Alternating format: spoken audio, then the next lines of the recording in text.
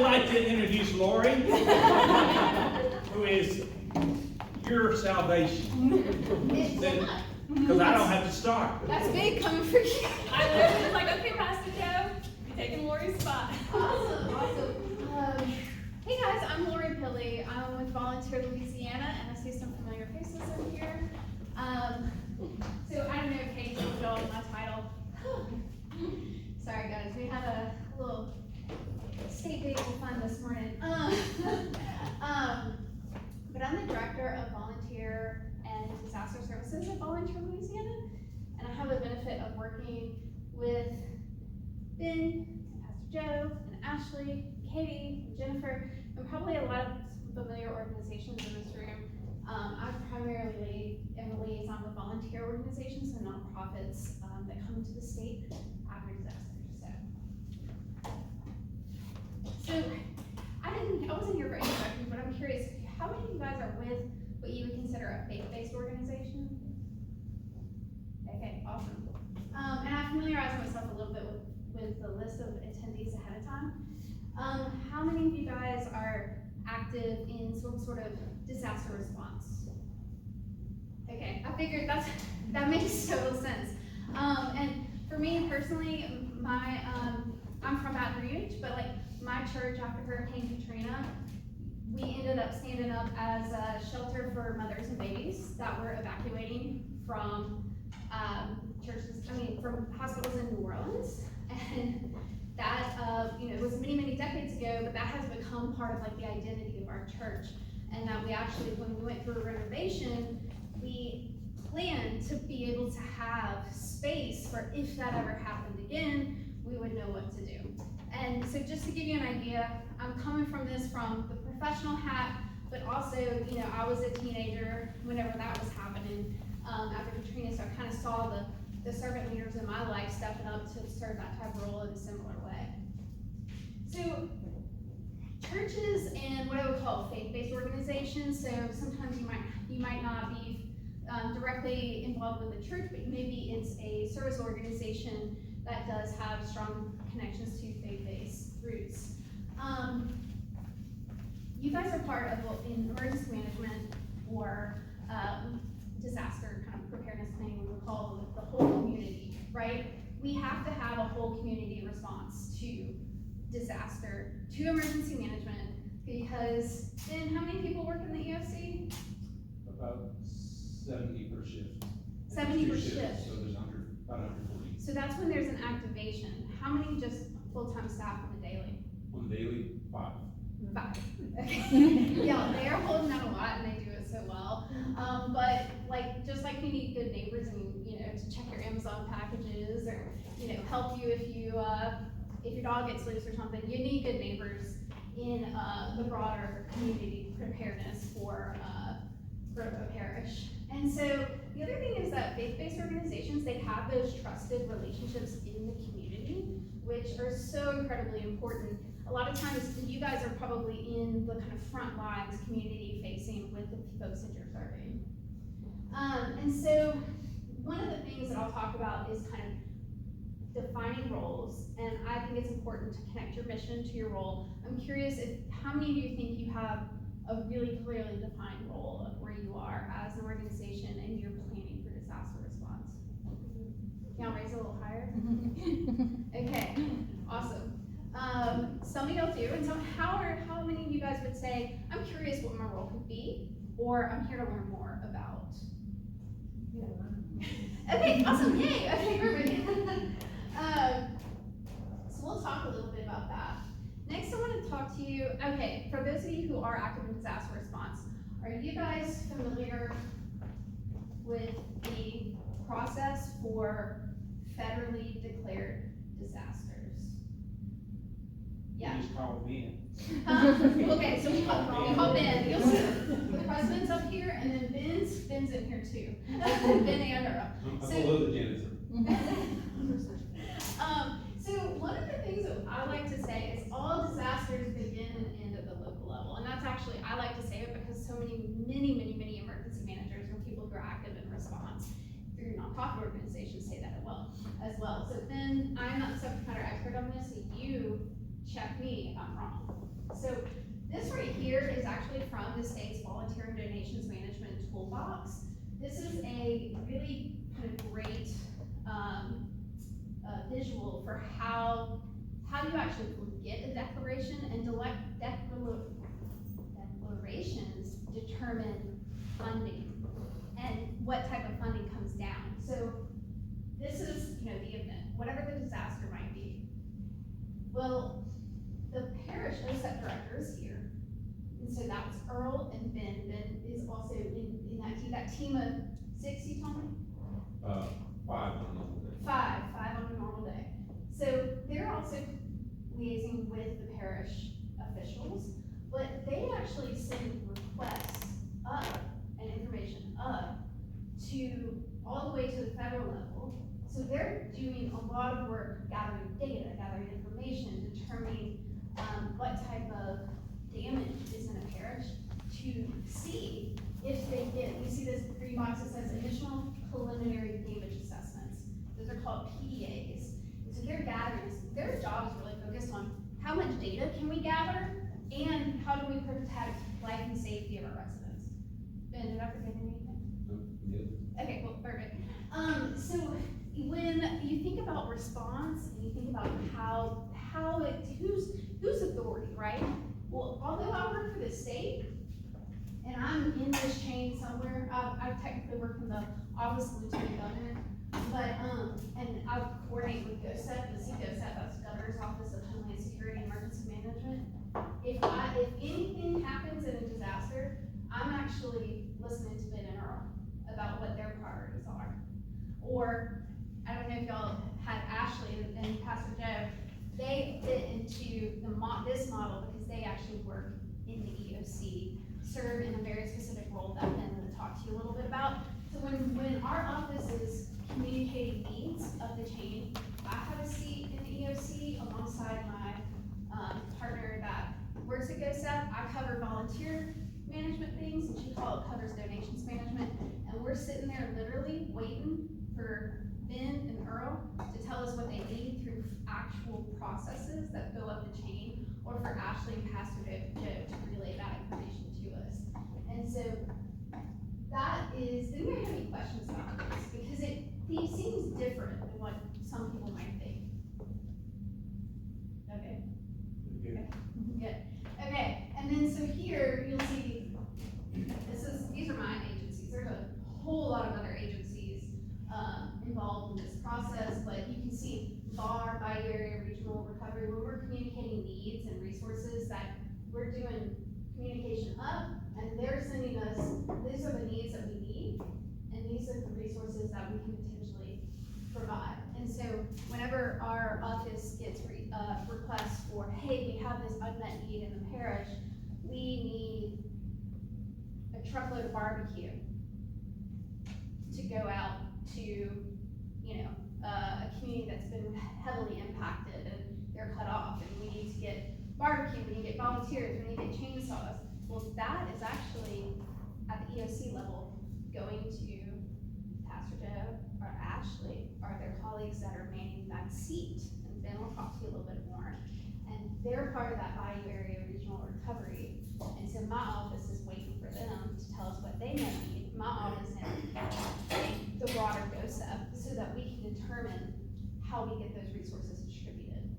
And that's really important for communication channels, and kind of why we wanted to get everybody here to discuss some of those things as well.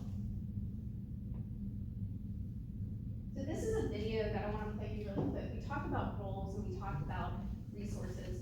BAR is y'all's local BOA, so this video is just gonna, I could spend time to explain this to you guys, but this is gonna explain the process really easily for y'all.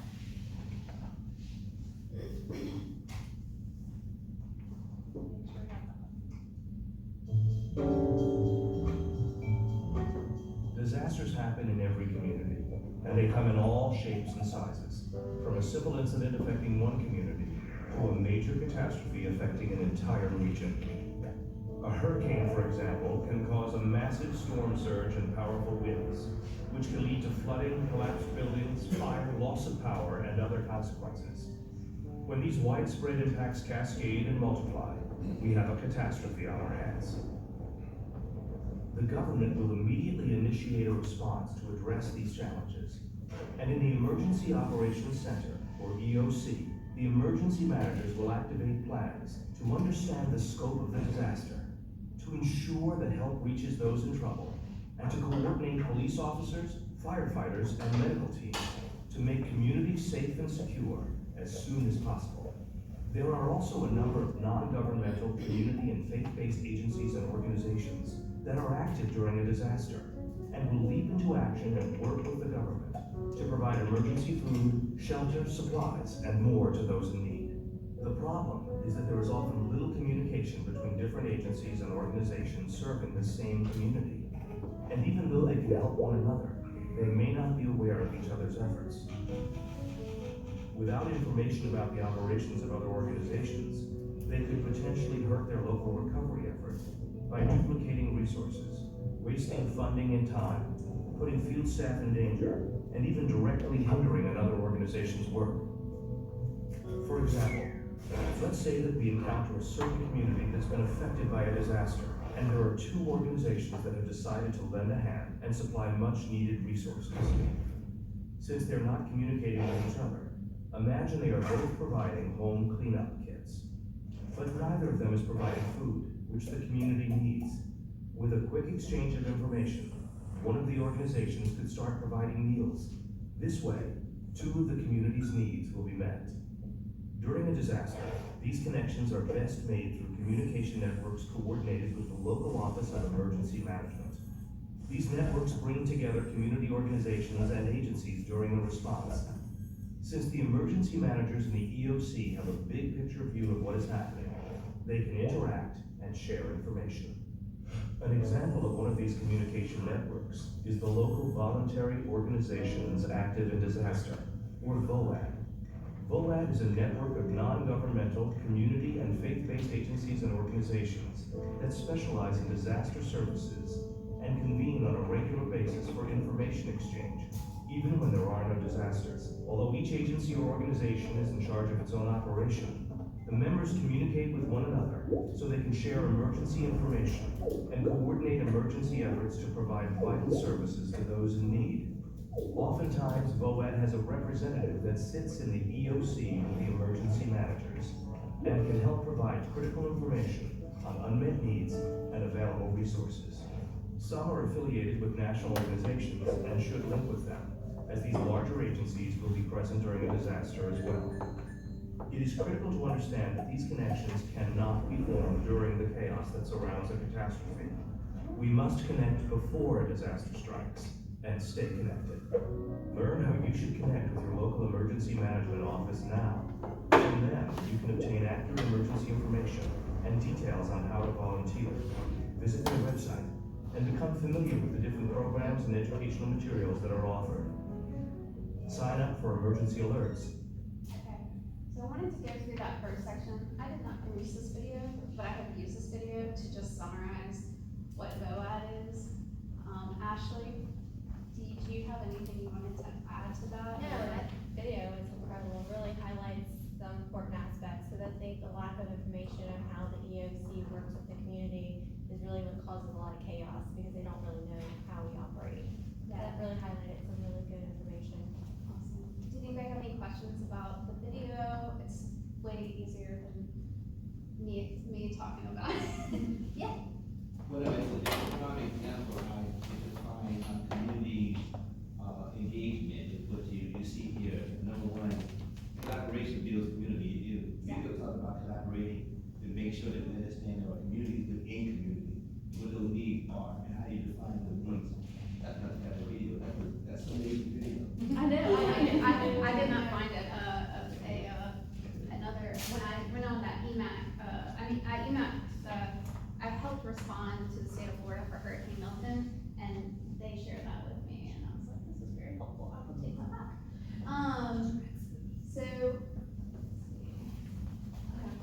So the next slide. Can you share that video? So the video will be available with the PowerPoint on the website. I really like how they did the duplication of services too, because we've seen that Right. That was a huge issue after, I mean, all of the Well, disasters. communication too, to who's doing what. Yeah. You know, and trying to do it, but, you know. Did you have a question?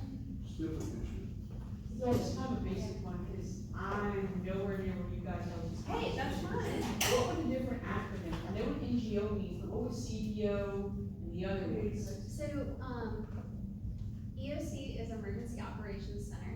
Do that one. NGO, nonprofit organization.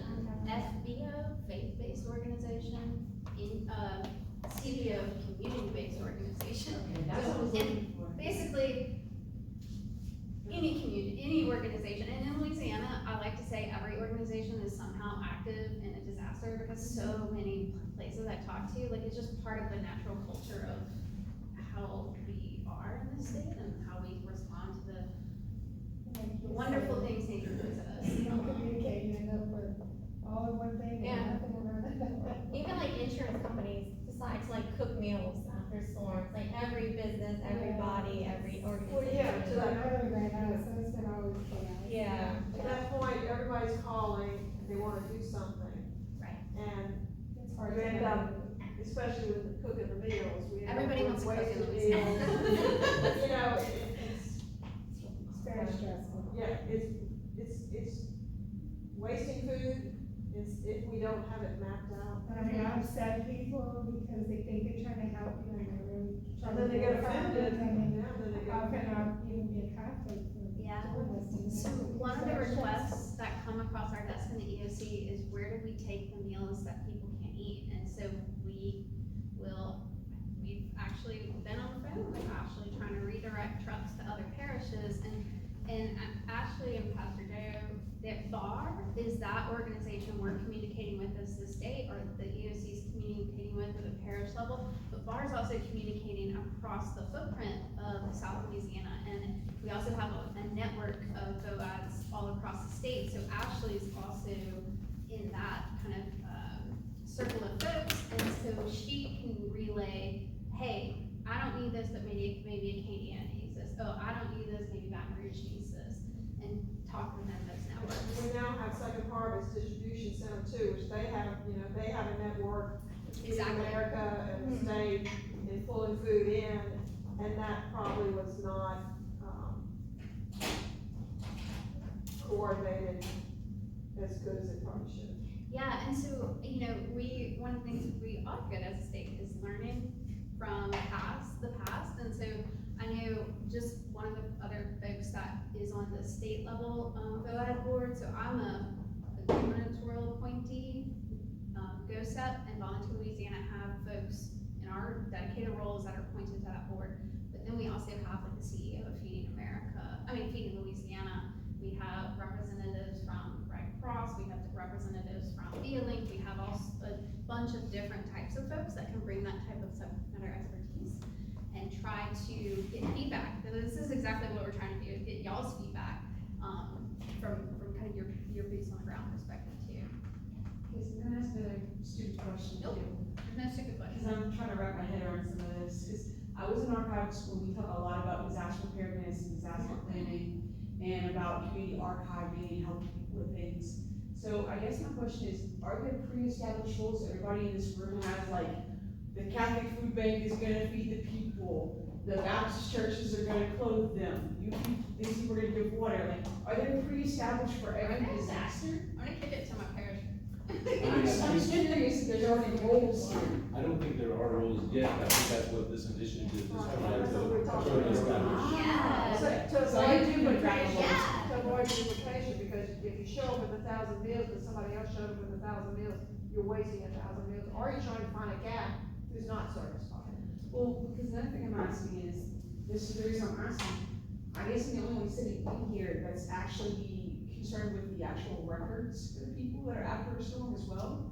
Because no one thinks about their storm, they need a birth certificate, they need a driver's license, they need a marriage certificate, they need their other stuff, because they can't apply for FEMA if they don't have their stuff. Right. They can't apply for the health stuff, so I thought I was getting a little more out of today of, it's talking about, I have a good resource for you there. okay, 'cause I'm just curious about that, like That's a helping really people good. with. That was all I'm Because saying. I served in a library after, Hurricane Ida, people were constantly coming in, using the fax machine, trying to send their stuff up, freaking out because they didn't have their last tax return, they didn't have their driver's license, they didn't have their mayor's license, and all these different things they needed, and they're stressing out and freaking out, going, how do I qualify for something if I don't have all the papers? The house blew away, or this happened. That's a really, really good point. Checklist. And, so that's like a really good example for all the folks in this room, like while I'm up here talking, like the experts in the room of what y'all need are here, right here. I'm kind of just gonna provide a framework a little later, but like whether it's resources from your organization, resources from folks you know within your network, talents you bring, like data management and understanding how to resource people who are in desperate need of trying to get basic information together. Those are like critical things that, you know, as an individual, you can't plan. Even the 5 people in the EOC, they can't plan for every scope and they can't serve every scope. But like if you build coalitions of people that can bring their talents or their resources or their expertise to the table and communicate at the table that then the EOC needs, that's how you strengthen that whole community aspect. So I'm gonna jump, this is my last slide before I kick it to Ben, but so one of the things that, I don't know, I've worked in nonprofits for years and sometimes people don't like to share information. I don't know if y'all ever encountered that. I'm not talking specifically about churches, but you know, there's people struggle with, that I've encountered have struggled with how much do I share versus, you know, will people copy what I do? How, you know, how do I, but like, from the collective like benefit of a community, it is so helpful to be transparent with exactly what are your talents, what are your roles, what are you doing now, what do you aspire to do in the future, and how do we all collaborate together to make sure we're strengthening our entire network. Because I might have something that Jennifer needs, or you might have a talent that Ben could really leverage. And so when you get to have these community conversations, and we'll do some breakout activities later to generate that, but that's where you amplify your impact as part of the collective. So we'll also focus a lot on, and some folks who are in, you know, already in disaster response roles, and you probably speak to this too, creating a plan of what you think your role could be does not commit you to anything. It doesn't. In BOAD world, it is, I like to say, it's an ask, not a task. So if today you leave and you say, hey Ben, I really want to, you know, I want my church to be trained to be resources for the shelter at the Red Cross, because that's one need in the community, right? That doesn't mean Ben's gonna call you, or Ashley's gonna call you and be like, where are my volunteers? Come on. That's not how it works, right? It's an invitation to serve, whether or not that's through, you know, an organization or an individual.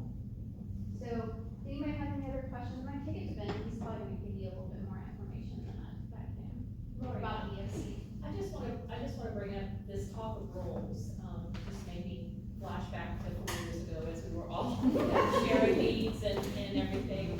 And, I just wanna suggest that as we go through the presentation this afternoon, we think of some of those needs that we might not have realized our community would need before Ida, and we learned it. I can remember when we awarded a grant for the laundry stations and showers in Cornishan, and how much that was needed, and that would have never been on my radar if we would have not gotten that grant request. Gasoline.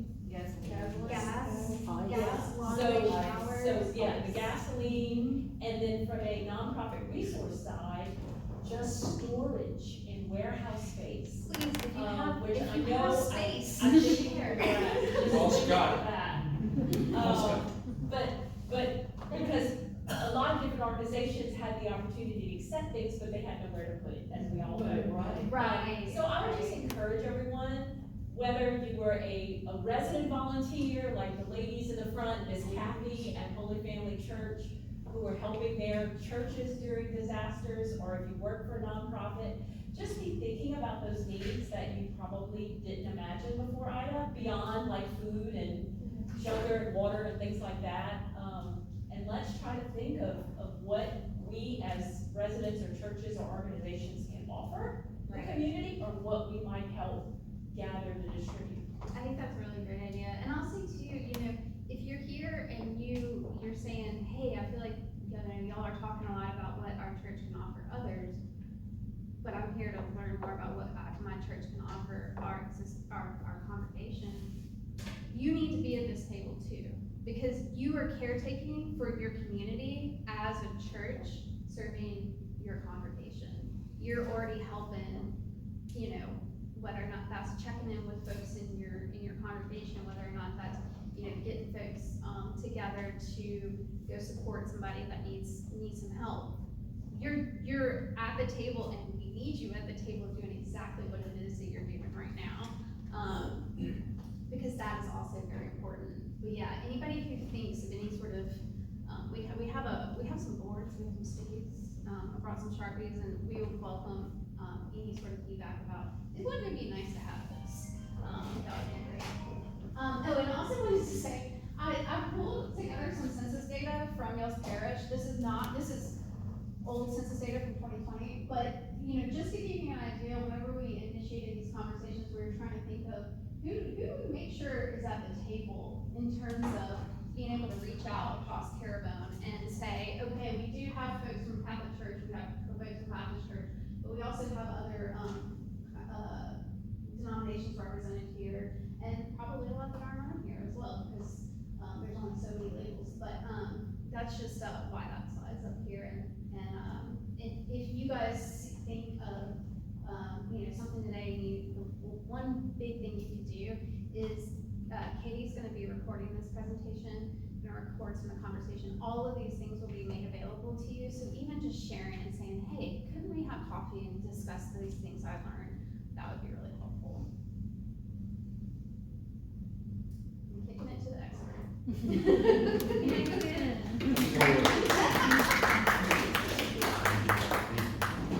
So before I forget, addressing crucial documents, downstairs in the lobby of the library, and if there's none left there, please feel free to reach out to me. But our office produces something called the Emergency Preparedness Guide.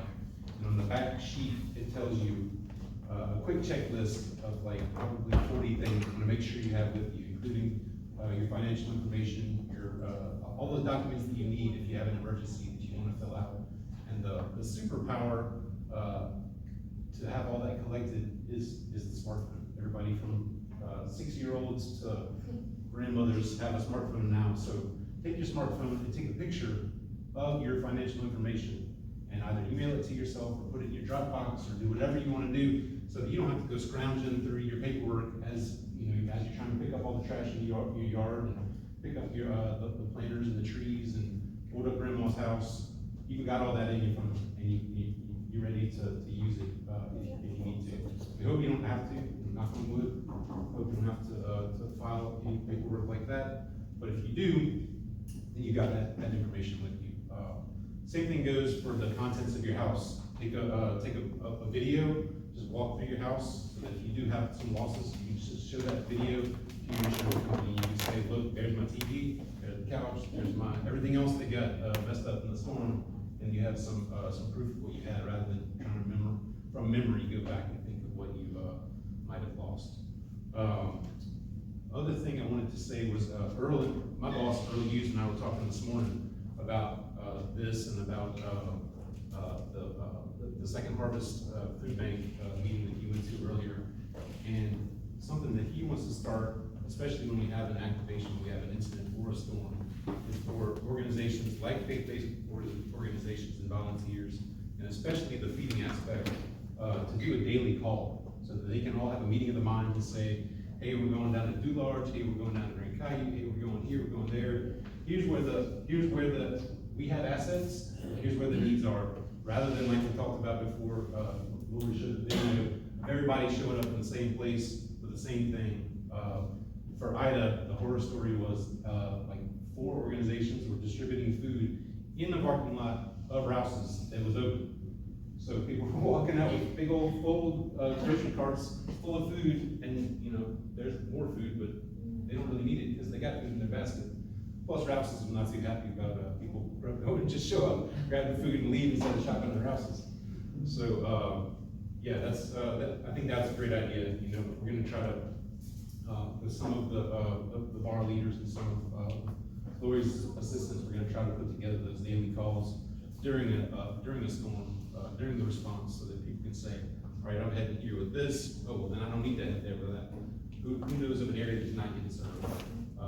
And, you know, the sooner we can set that up, the less duplication of efforts that we're gonna have. So, Lori asked me to talk on the spoke and hub model. You can guess what the spoke and hub model is. We talk about bicycles today. So the Civic Center pictured there is our hub. That's where all of our all of our commodities, water, tarps, and ice get delivered from GOSA, Governor's Office of Homeland Security. All get delivered there. They get loaded up on trucks and brought out to the fire departments, which serve as the spokes. The people in those communities can go drive through the parking lot of the fire department or the churches down there that volunteer space, and they can go pick up at those points of distribution. You might have heard a term called PODS, which stands for points of distribution. So, and we want to do that same thing, incorporating faith-based organizations as well. For IDA, lots of churches stepped up and offered their parking lots. Lots of churches stepped up and offered their parishioners and their personnel to help with those efforts. So this is just an effort that Lori's putting together to try to organize that into a more cohesive system. And so like we were saying before, you can say, well, we're good at feeding, we've got lots of space in our parking lot, we've got lots of motivated young people who can assist after the storm to help in all these efforts. So the resource distribution plan is something that we're going to try to put together through this effort. And this is all ground-based, all just getting started here. So the more people that have ideas, the more people that chime in and tweak those ideas to a point where they're going to work, the better. And so that's what we're doing here. And that's what. Any questions so far? So how does Timberland coordinate information and resources with the nonprofits? As mentioned before, the Emergency Operations Center is where I work, and in there we have, she's asking how many people we have there. On a normal day, we have 5 people. On an activation post-storm, we have about 70 people per shift.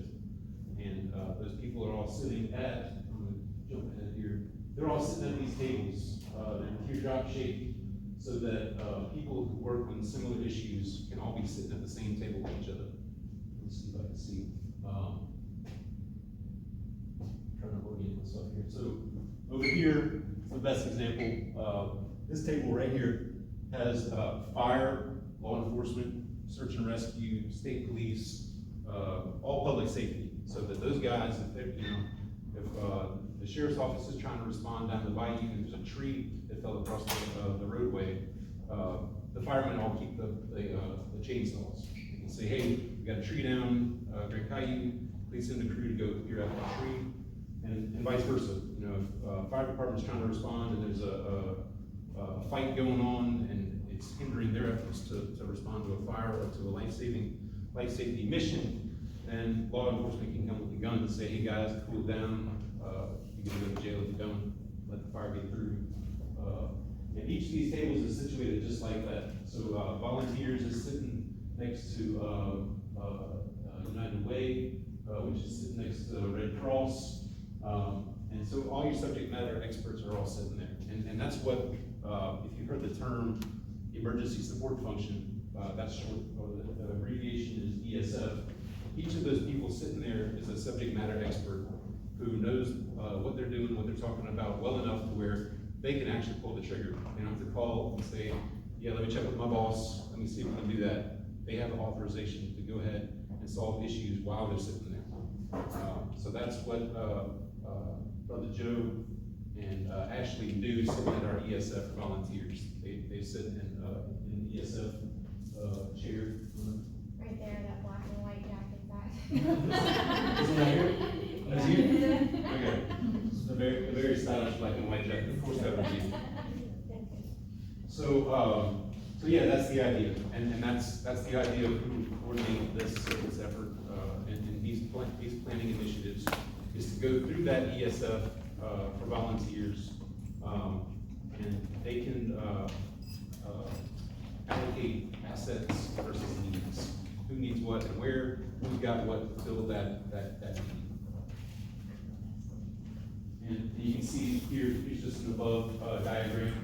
And here's all the ESFs to the sides, their numbers, and it corresponds with everybody sitting at their individual tables. Any questions on that? Is that confusing? Pretty clear cut?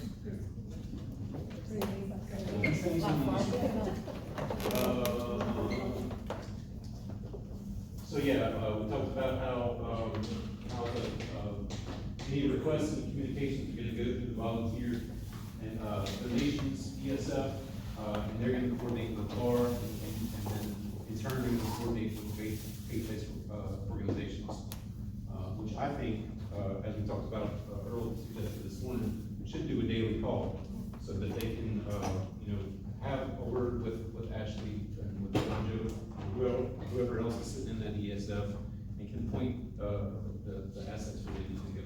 And then if I can add, it only works if people call in and let us know that they're coming into the community or that they're putting on a distribution and that the communication works both ways.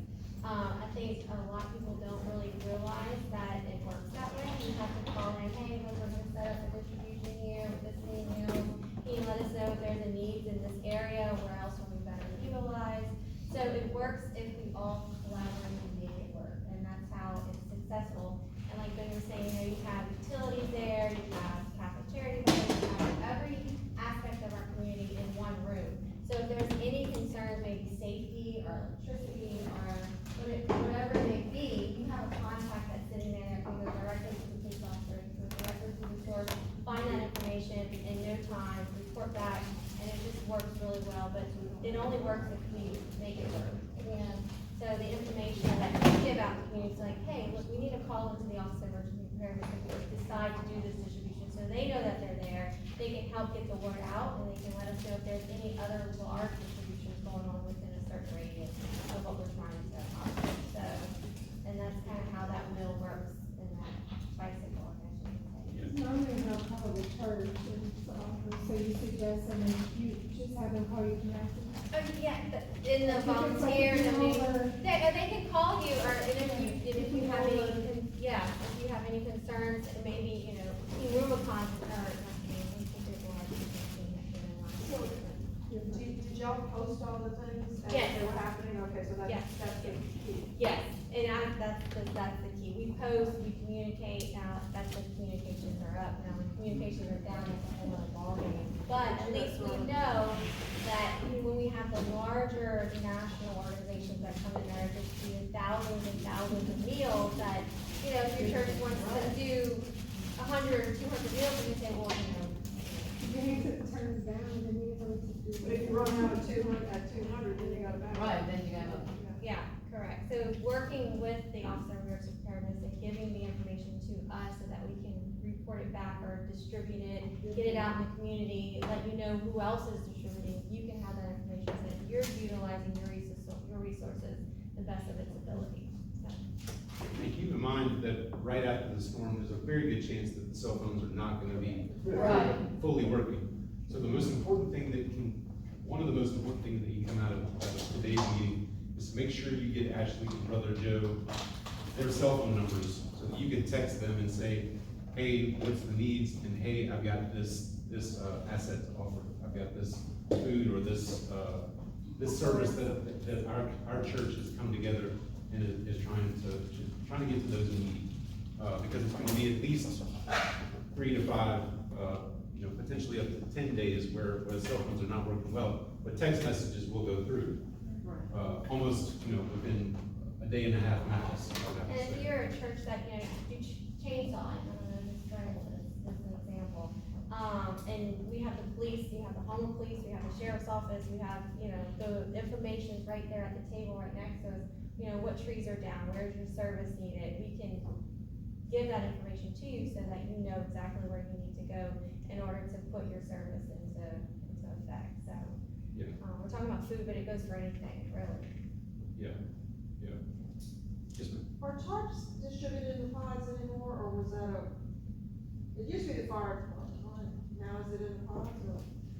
No, I mean, the fire departments are distributing the assets that are coming from the hub, so tarps. Are tarps part of it? I mean, they're not 100% guaranteed every single time. Right. And, you know, there was a point in time where tarps were an automatic thing that they sent, because they're so expensive, I know. and you had so many people coming to get them that didn't need them. What happened for Francine was, GOSEP had drones and overflights to make sure that they were needed before they got sent. So, yes, ma'am. Question and comment. One of the questions I had, we talked about ponds, right? So, my question, in the past, not that the fish in the past, the National Guard would always work those ponds. Because of some dynamics that's changing now, I just don't know where we're going to have a disaster now. Will the military come back in and distribute those resources back to the water, talk, et cetera? Or is it gonna change, that's gonna be on the burden of the parish government? I don't know. I'm concerned about that. The word that we've gotten from GOSEP, the last word we got was that the National Guard was gonna come in to establish those pods. And then once they're fully up and running, that they're planning to have contractors continue to run them after they're already spun up. But they are gonna be, they're not gonna completely relinquish it, they're still gonna be assisting the logistics as well.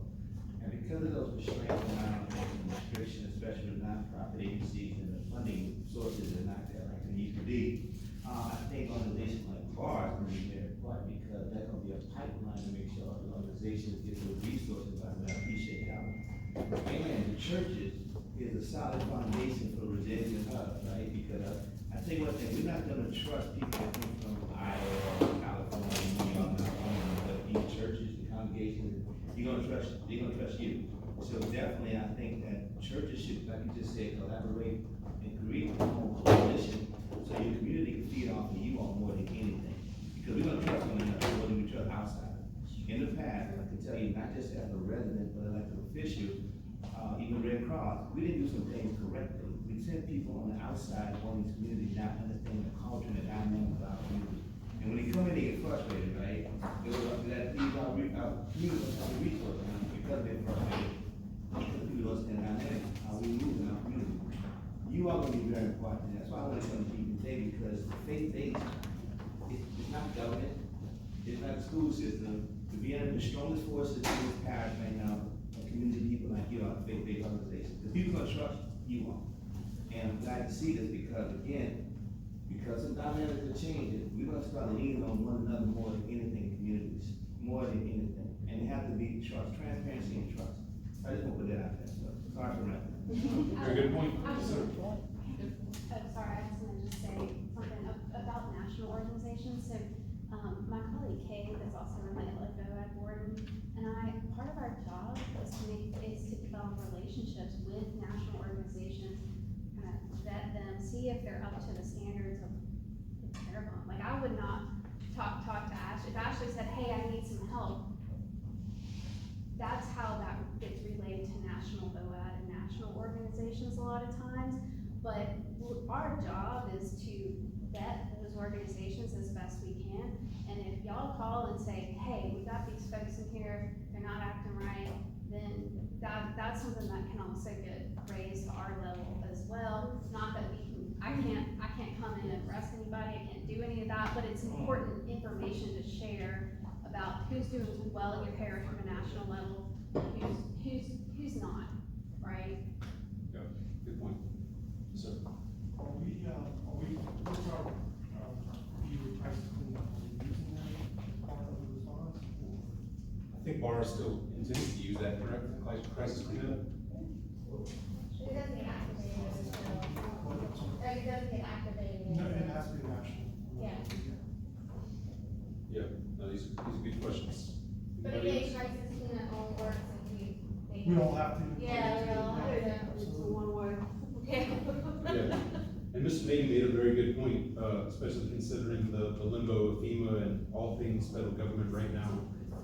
There's gonna be, unfortunately, a very good opportunity for volunteer organizations and for our community members to fill the holes until FEMA figures out what it can and can't do. Because, you know, the funding is just, is in question at every level. That's not, every level besides local government. So, yeah. And that's another thing, if you as an organization need something that you're lacking in your congregation, or you see a need, you call into the EOC office, you know, with the volunteers and donations. We may have that resource, or I can call Lori and say, hey, can we get that resource? Where can we get that resource? It's all about making those contacts, connections, knowing who to call and who to ask. That's very important. Very good point. Any other questions, comments? I know depending on the severity of the storm, at what point does the coordination, do y'all just say, okay, we're not getting hardly any calls, we're not coming to the EOC anymore? I mean, Right, yeah, Yeah. usually whenever they shut down, it's like, Shut down. yeah, like the last Last storm one. that just came through, I forgot which one. Francine? Francine, we didn't really have a lot of damage, yeah, so we really didn't have any donations coming in, there wasn't really a lot of need, so we just called it and really, they shut it down and. Yeah, I mean, that's our best case scenario. Yeah, You know, it was. we get everybody, we get everybody in place for worst case scenario, and then as we realize that people aren't needed, we start letting people And go. Lori actually had called and was bringing resources to Terrebonne Parish, and we said, no, you know, let's not utilize them here, we don't need them. And we brought them to actually Morgan City, who had a little bit more wind damage. Once the pod shut down, then, yeah. Correct, yeah. Very good. Okay, so the proposed hub is the green dot, which is, well, the green dot is our hub. That's the Civic Center that we were showing you earlier. And then the proposed hub is at Fletcher Community College. And let's see. That's the Civic Center. And then, yeah, so the proposed host for volunteers is gonna be at the Fletcher Community College, who, speaking of documents and people being able to access FEMA to register for help, they have a Sprinter van that has computers and Starlink and laptops to go out into the most damaged communities and assist people to start, that don't have functioning smartphones and functioning laptops, to start filling out their forms for get assistance as soon as possible. In fact, we're meeting with the United Home and Nation, who wants to put something together similar to us and for the most effective. Is that something new? What's that? Was it mobile vans? Yeah, I mean, it's a new idea to address what people saw during Because Ida. I mean, that was a problem. Yeah. You know, and I push back, we have an elderly community, most of them aren't aware of it all, don't know how to operate a computer, have no idea. Yeah. Yeah, I mean, there's a lot of literate people, and elderly people, and younger people that moved out, so the assistance, you know, FEMA came in, you know, kind of after the fact, and, you know, we can do this, we can do that, they can reapply, and they didn't know how to apply for stuff. Yeah, You know? right. Yeah, yeah, the library served that function for, I'm not sure. Ida. Well, I'm telling you, A lot of people have transportation to get to one. right. Well, the Well, common I'm just saying mistake is that, the libraries got destroyed. Correct. We're still not. We had no cell phone, no Yeah, internet. Terrebonne's been Right. very lucky with their libraries compared to what the Lucia's deal with. yeah. Yeah, I'm sorry. Go ahead. My question is, maybe we should start doing something before the actual storm hits people, like, start having, maybe the library is a hub, and we invite different people in the community to come and actually, they call it personal, it's called community archiving or personal archiving, it's where you start preparing in advance, so if you go all at once, you get your email address set up, plus we don't have email. You know, you need an email address for these forms, and a lot of them, you know, you get their stuff scanned, you know, some people forms have some kind of plan before storm season where we set appointments when we come in and start getting their documentation, I would say, ready before a storm hits. And that way they're kind of prepared when the back end happens, because, okay, they gotta jump drive all their stuff on, they got a copy on their phone, they got a third copy somewhere else, like a external hard drive or a, Google Drive, and then that way, when they're in the mail, this particular person, they either hand them a card or hand them something, and that way they can start doing the process a little faster. Yeah. Cause if you go try to see an 80-year-old person like type on the keyboard, and they can't figure out what they're doing on there, it is an absolute nightmare. Yeah, that's a good I'll idea. follow up on that, there's some libraries that are doing that, they have folders, and for their, older adult population or disabled population that may come in that need their assistance with, technology, they create like folders for them, and they have all their documents, all their passwords, all their emails, and they don't come to the library without it.